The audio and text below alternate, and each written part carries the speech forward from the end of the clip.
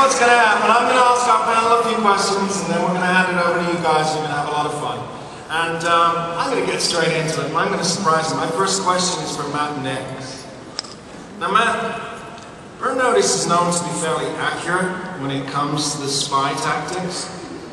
Does Burn Notice ever get hate mail from actual intelligence agents? Because of the content? What do you make of that?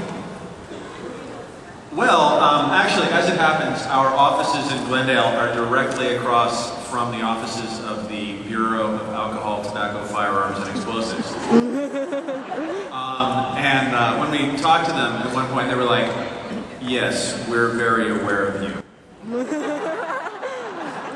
Our joke is always that whenever a new writer comes on the show, the FBI, like some eager FBI agent runs into his boss's office and is like, we found a cell in Glendale. It's the Burn Notice guys. What? In truth, we had some bomb squad guys who were sort of like, maybe you shouldn't say that, please. And we pulled back on one voiceover because they pointed out, like, maybe it would be a lot easier to plant bombs undetectably if you tell everybody how we stopped that. And we were like, yeah, maybe we won't do that. So yeah, we pulled back a couple times at the request of various law enforcement agencies, and also left out key ingredients of stuff. I don't know about actual hate mail, although there actually was a story in the first season. Apparently, we showed in the pilot Michael grabbing a yogurt from a refrigerator while sort of breaking into a house and said, you know, it's a good thing to do. It can kind of make you look innocent if you're doing something that you can apologize for that's not breaking in.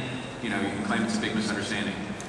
Completely unrelated, somewhere in the middle of the country, it was recorded that a thief, not long after the airing of the pilot, had broken into a dry cleaner and had been eating a yogurt on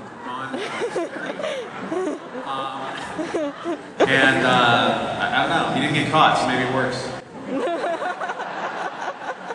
That's right. All right, my next question, Alfredo. You awake? You awake after all that? Yeah. Okay. Now, how does writing for Burn Notice change the way you look personally, every day, at everyday objects? Take your duct tape, your brake fluid, your microwave. How does that change it? Yeah, I'm definitely looking at it in a different light. Do you see the world around you as this entire volume of menace? What's going on? Definitely. I mean, like Matt said, you know, we research a lot and always looking for new ideas and ways to blow things up. And we seem to be managing it. I can actually eliminate that. It comes to a point where you start reading warning labels as like instructions. Contents may explode. Contents under pressure may explode when heated. Excellent. That's like reading the breakdown for foods, right? You're in the supermarket and you're like, where's the corn syrup in this? I can do something with corn syrup. Is that the idea? Mr. Poisonous? How poisonous?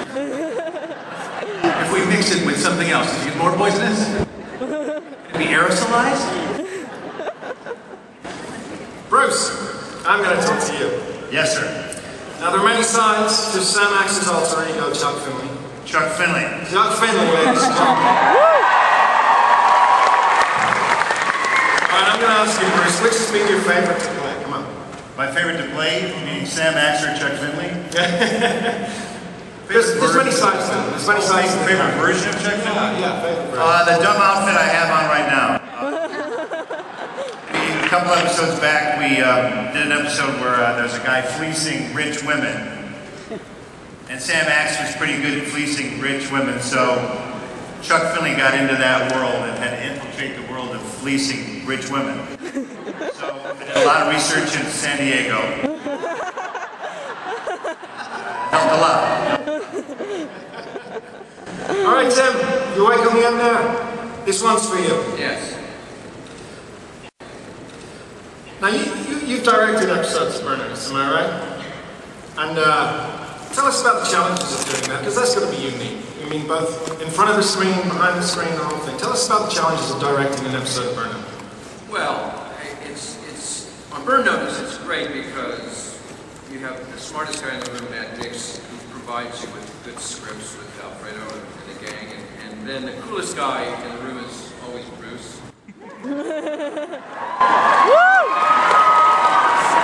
So, as a director, I just let them do what they want to do, and know that we're going to be looking at Bruce while you're on screen with him, and I can get away with murder.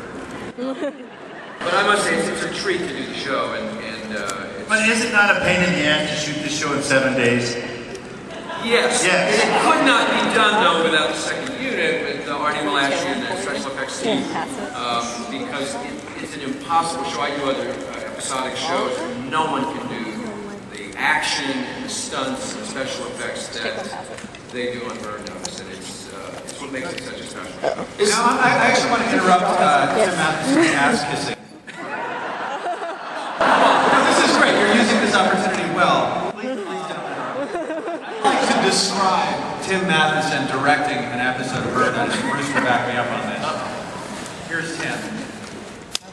So I'm thinking for tomorrow, we'll go out and we'll get the crane, and we're going to put another crane on top of the crane, and then we'll go up, and then we'll just kind of swoop around.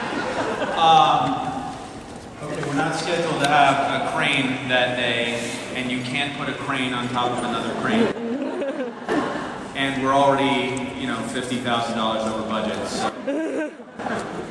Next day. So we get the crane, and the other crane, and then on top of that, the other crane. That's a crane under the other crane. Yeah. That's all right, I'll take just one crane. And then you show up on the day, and the crane isn't there, and he's like, "Where's the crane? I can't do the show without the crane."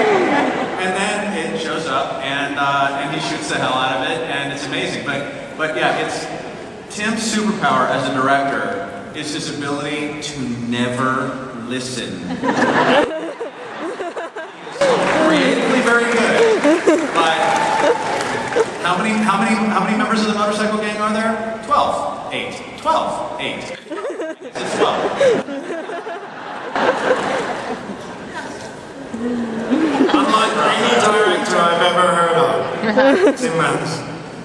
Back to you, Alfredo. Now, Burn Notice has had some absolutely extraordinary villains.